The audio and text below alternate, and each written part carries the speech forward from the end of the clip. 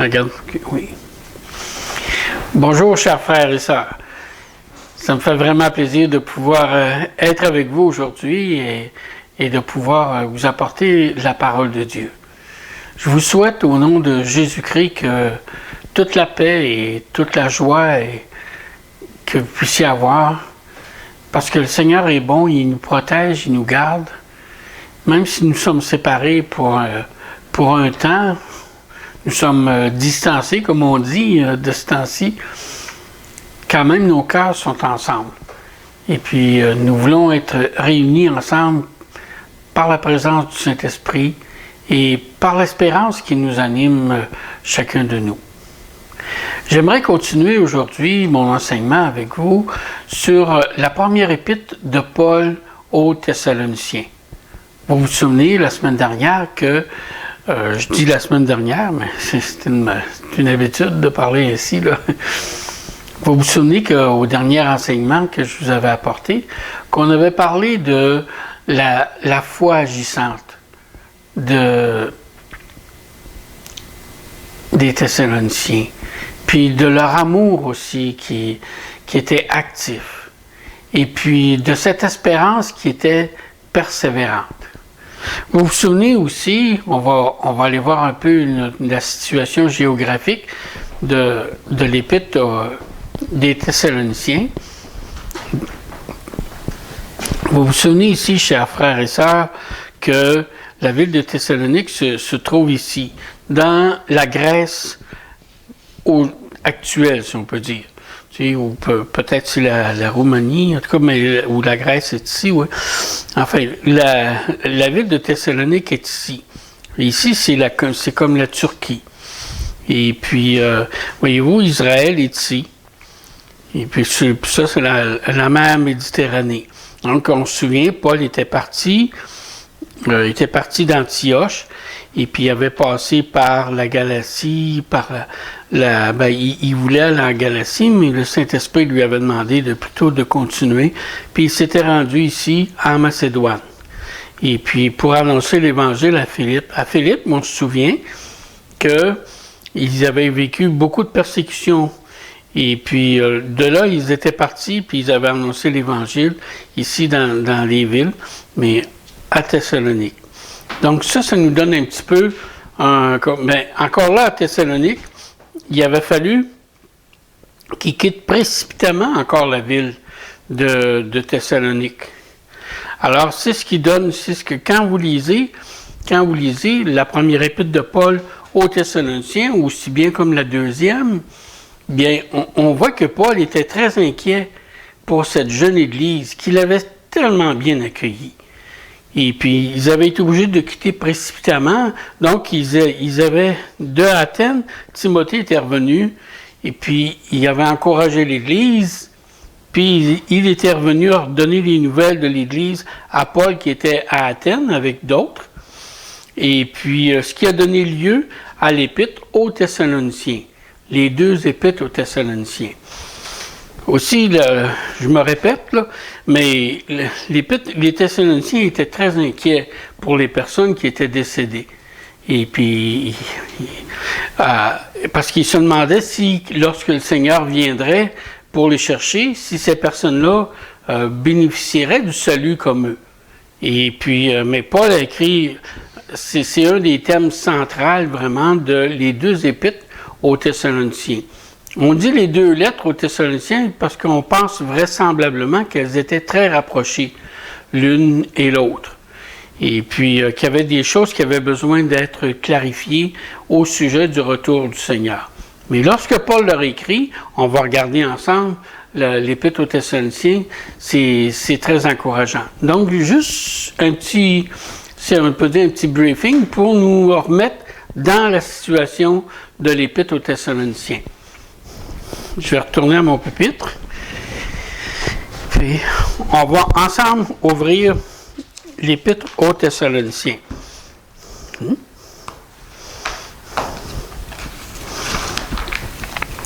Puis on va lire, on va réfléchir sur certains passages qu'on va voir ensemble dans l'épître aux Thessaloniciens.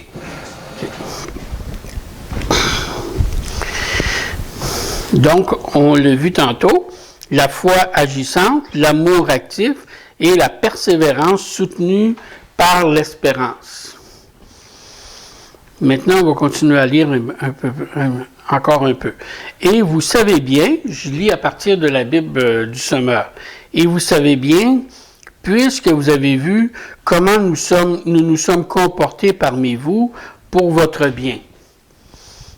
Quant à vous, vous avez suivi notre exemple et celui du Seigneur. Ça, j'aime beaucoup ça, cette pensée-là. Ils étaient imbibés par l'exemple que le Seigneur avait fait. Puis on va voir qu'est-ce que c'est.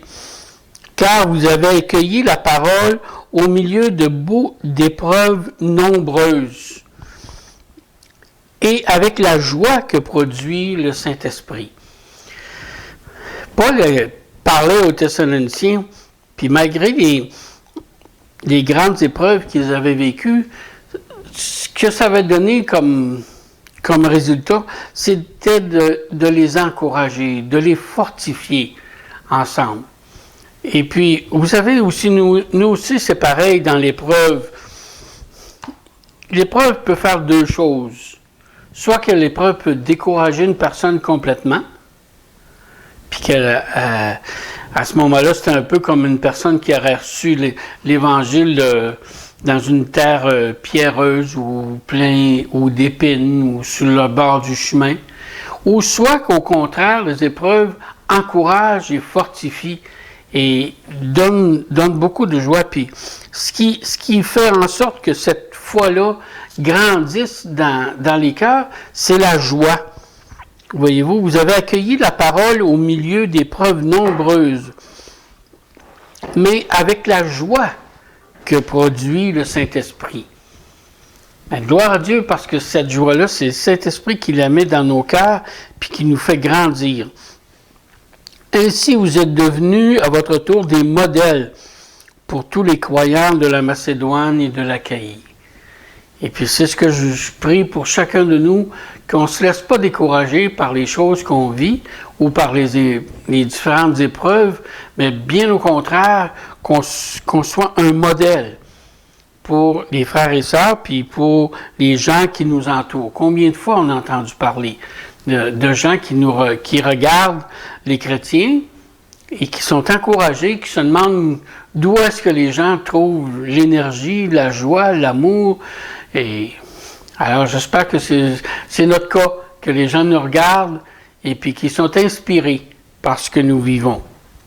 Non seulement l'œuvre accomplie chez vous par la parole du Seigneur, ça c'est la parole du Seigneur qui agit, qui nous transforme, chacun de nous, eut un grand retentissement jusqu'en Macédoine et en Achaïe, mais encore la nouvelle de votre foi en Dieu est parvenue en tout lieu.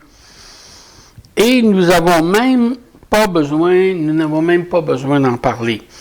On raconte, en effet, à notre sujet, quel accueil vous nous avez réservé et comment vous vous êtes tourné vers Dieu en vous détournant des idoles pour servir le Dieu vivant et vrai. Nous aussi, chers frères et sœurs, quand on est venu au Seigneur, combien de choses qu'on a abandonnées. Combien de choses que je me rappelle quand on est venu au Seigneur, on faisait le ménage dans toute notre vie, puis dans tout ce que nous possédons, qui ne voulait pas toutes les choses qu'on avait, qui ne glorifiaient pas Dieu. Tu sais? Et puis, eux aussi, eux autres étaient très attachés aux idoles, ils ont tout abandonné leurs idoles. Mais j'espère aussi, frères et sœurs, qu'on persévère aussi dans cette manière d'agir, qu'on ne laisse pas des idoles rentrer dans notre vie. Encore, des idoles, quelles peuvent-ils être ces idoles? Ça peut être des gens, des personnes, ça peut être notre travail, ça peut être nos biens matériels, ça peut être toutes sortes de choses. Laissons rien, abandonnons toutes ces idoles-là pour nous donner au Seigneur. Et puis, regardez qu'est-ce qu'il dit. En détournant vous détournant les idoles pour servir le Dieu vivant et vrai. Hein, Dieu, il est vrai, là. Il est là, il est dans nos cœurs, il y règne sur l'univers. Et puis tout ce qu'on voit qui se passe autour de nous maintenant, on voit que quand on lit la parole, on voit que ces choses-là ne nous surprennent pas parce que la parole nous en avait averti. Dieu est vivant et Dieu est vrai. Et puis ils se sont détournés des idoles pour s'attacher au Dieu vivant et vrai, pour le servir. Hein? Nous aussi, on veut servir le Seigneur en témoignant de notre foi autour de nous, puis on va voir d'autres façons aussi dans quelques instants. Pour servir le Dieu vivant et vrai et pour attendre que revienne du ciel son Fils, qu'il a ressuscité, Jésus, qui nous délivre de la colère à venir. Et que j'aime ce beau passage-là, hein, on attend le retour du Seigneur. Frères et sœurs, ne dormons pas. Ne dormons pas. Mais attendons le Seigneur avec amour, puis je reviens toujours avec ce mot-là, avec fébrilité. Hein? J'aimerais que vous puissiez tourner avec moi, si vous avez vos Bibles. Je vais vous lire un passage dans Matthieu 24, puis dans Matthieu 25. Et puis, dans Matthieu 24, il y a un petit titre là, que le traducteur de la Bible ici a mis, ça dit « Se tenir prêt ». Puis à partir du verset 42, dans Matthieu 24, nous lisons « Tenez-vous donc en éveil, puisque vous ignorez quel jour votre Seigneur viendra. Vous le savez bien, si le maître de la maison savait à quelle heure de la nuit le voleur doit venir, puis le Seigneur nous dit qu'il viendrait comme un voleur, hein, fait que c'est pour ceux qui ne l'attendent pas. On va voir pour ceux qui l'attendent, ils ne seront pas surpris quand le Seigneur va arriver. Donc, il dit, si le maître de la maison savait à quelle heure de la nuit le voleur doit venir, il resterait éveillé pour ne pas le laisser pénétrer dans sa maison. Pour cette même raison, vous aussi, tenez-vous prêts, frères et sœurs. Car c'est à un moment que vous n'auriez pas imaginé que le Fils de l'homme viendra. Puis regardez cette belle parabole ici. On va voir deux paraboles. La première, quel est le serviteur fidèle et sensé à qui le maître a confié le soin de veiller sur l'ensemble de son personnel pour qu'il distribue à chacun sa nourriture au moment voulu? Heureux ce serviteur que le maître à son retour trouvera en train d'agir comme il lui a demandé. Vraiment, je vous l'assure, son maître lui confiera l'administration de tout ce qu'il possède. Mais c'est un mauvais serviteur. Mais si c'est un mauvais serviteur qui se dit « Mon maître n'est pas prêt de rentrer », et il se met à maltraiter ses compagnons de service et à manger et à boire avec les ivrognes, son maître arrivera, comme de raison il ne l'attend pas, là, tu sais, son maître arrivera un jour où il ne s'y attendra pas, à un moment qu'il ne connaît pas. Alors le maître le punira très sévèrement et le traitera comme on traite les hypocrites, car c'est là qu'il y aura des pleurs et d'amers regrets. Puis regardez la parabole suivante, une parabole qu'on a tellement lue puis tellement entendue lorsqu'on est au Seigneur depuis quelque temps. La parabole des 10 jeunes vierges, des 10 vierges. Ce jour-là, il en sera du royaume des cieux comme de 10 jeunes filles qui prirent leurs lampes, ils s'en allèrent à la rencontre du marié. Ben ça, c'était un beau cérémonial qui se faisait. Hein, le marié, il avait fiancé sa future. Il était parti pour lui préparer une place. Et quand il revient, ben là, c'est ça, il y avait tout un beau cérémonial. Il y avait des jeunes filles qui allaient l'accueillir. Et puis là, le marié prenait la mariée. Et puis, il y avait quand même le mariage qui se passait. Puis là, plus tard, il revenait, puis les noces se faisaient. Comme on va voir qui va se passer dans la fin des temps aussi. Là. Le Seigneur va venir, puis après ça, il va revenir plus tard. 5 d'entre elles étaient insensées. Les 5 d'entre elles étaient insensées. Les 5 étaient avisées. Les 5 autres étaient avisées. Les jeunes filles insensées prirent leurs lampes sans penser à emporter une réserve d'huile.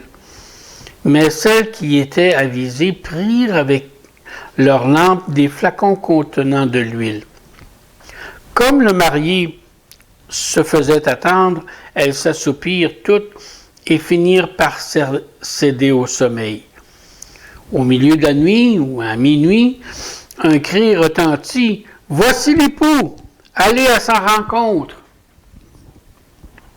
Toutes les jeunes filles se levèrent et préparèrent leurs lampes.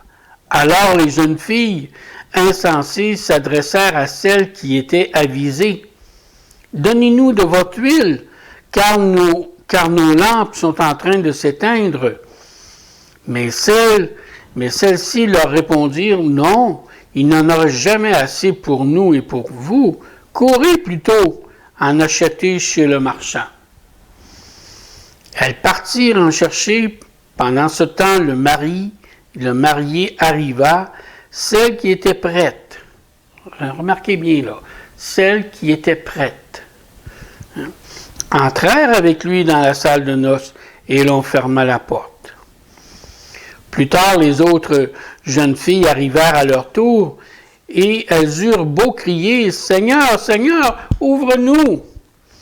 Il leur répondit « Vraiment, je vous l'assure, je ne sais pas qui vous êtes. » C'est pourquoi, ajouta Jésus, « Tenez-vous en éveil, car vous ne savez ni le jour ni l'heure de ma venue. » On entend différentes interprétations au sujet de ce passage-là.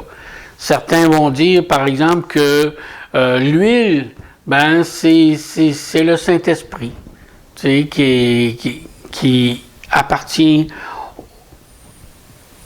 que les enfants de Dieu ont en eux. Moi, ce que j'aimerais vous proposer, ma pensée sur ça, il parle aussi d'être prêt. Moi, ça me fait penser justement à la persévérance. C'est comme si ça me disait que l'huile, c'est la persévérance. On a la foi, oui, on a l'espérance, mais il faut persévérer dans notre témoignage, dans notre attente. C'est ce qui souligne en fin de compte qu'on est prêt, qu'on appartient au Seigneur et puis qu'on est prêt. Regardez, j'aimerais vous partager un autre passage dans Romains, au chapitre 8, où nous lisons « Car nous sommes sauvés, c'est en espérance. » Mais, excusez-là. Car nous sommes sauvés, mais c'est en espérance. Or, ce que l'on espère, ce n'est plus... voir ce que l'on espère, ce n'est plus espérer. Qui, en effet, continue à espérer ce qu'il voit? Mais si nous ne voyons pas ce que nous espérons, nous l'attendons avec persévérance. Alors, frères et sœurs, c'est important c'est très important que nous continuions à attendre le retour du Seigneur, que nous nous attachions fermement à l'espérance et que nous persévérions dans cette espérance. Je me rappelle de rencontrer quelquefois des chrétiens que je n'avais pas vus depuis longtemps. Puis, lorsqu'on se rencontrait, ils me disaient, ça fait tellement plaisir de voir que tu es toujours attaché au Seigneur. Mais persévérer dans la foi, persévérer dans notre espérance, c'est comme Paul disait aux Thessaloniciens de ne pas dormir. Combien on peut être, on pense que finalement on est éveillé, mais on dort. On dort, on n'est pas là pour le Seigneur. C'est parce que Yves me fait des mimiques, là. Tu sais, je dis, parce qu'on dort. Être réveillé pour le Seigneur, c'est d'avoir le goût de vivre pour lui. D'avoir le goût de prendre les nouvelles de nos frères et sœurs. D'avoir le goût d'entendre la parole de Dieu. D'avoir le goût de lire la parole de Dieu. D'avoir un feu en nous, de nourrir ce feu en nous que l'Esprit met. Puis de ne pas nous éloigner du Seigneur. Puis même quand on vit des périodes difficiles, même quand on vit dans l'Église des temps qui peuvent être plus longs, tu sais, comme les vierges, ça faisait longtemps que l'époux n'était pas arrivé encore, c'était la nuit, ils se sont... Mais il faut se réveiller, il faut se garder en éveil, comme le serviteur qui attendait que son maître revienne. Nous aussi, frères et sœurs, on doit se garder en éveil. Comme on voit dans Hébreux aussi. L'auteur aux Hébreux, on le connaît pas. Certains disent que c'est l'apôtre Paul. D'autres disent que c'est Apollos. C'est pas très important. Puis là, l'auteur aux Hébreux dit au chapitre 10, « Restons fermement attachés à l'espérance que nous reconnaissons comme vraie, sans fléchir, car celui qui nous a fait la promesse est fidèle. » Et c'est quoi veiller? Mais il dit entre autres ici, et veillons les uns sur les autres pour nous encourager mutuellement à la pratique du bien. Frères et sœurs, il ne faut pas se relâcher de faire le bien. Ça fait de s'aimer les uns les autres. Maintenant, les Thessaloniciens, puis je vais terminer avec ce passage-là dans l'Épître de Jacques. Les Thessaloniciens vivaient de grandes épreuves. Et c'est pour ça que Paul était très inquiet pour eux.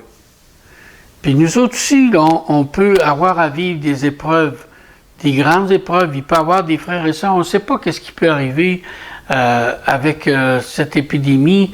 Merci Seigneur qu'on semble être épargné pour le moment ici, mais rendons gloire au Seigneur pour ça, puis restons attachés. Et puis lorsqu'on vit des épreuves, regardez ce que Jacques dit. Il dit, mes frères et sœurs, quand vous passez par toutes sortes d'épreuves, considérez-vous comme heureux. Mais oui, parce que quand on passe des épreuves, regardez qu'est-ce qu'il nous dit ici. Considérez-vous comme heureux, car vous le savez, la mise à l'épreuve de votre foi produit l'endurance, produit la patience. Mais il faut que votre endurance, que votre patience aille jusqu'au bout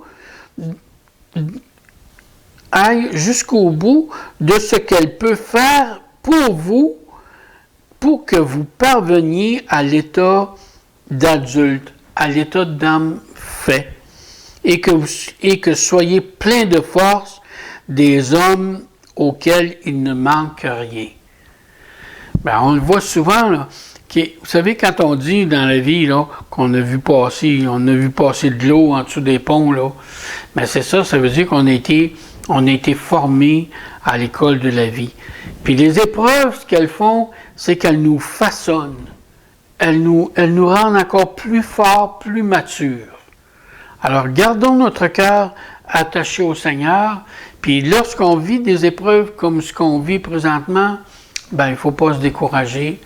Puis il faut continuer à marcher pour la gloire de Dieu. Alors, soyez bénis, chers frères et sœurs. Je vais prier. Seigneur, je veux te louer et t'adorer pour ta parole qui nous nourrit, qui nous encourage, qui nous reprend, qui nous console. Seigneur, merci pour ton Saint-Esprit qui nous accompagne à chaque jour de notre vie. Béni sois-tu, Seigneur, et donne-nous d'être persévérants, d'être réveillés, d'être attentifs à ce que tu nous parles, à ce que tu nous dis, et là où tu nous diriges. Que ton beau nom soit loué, ô Éternel. C'est en Jésus-Christ que je te prie. Amen.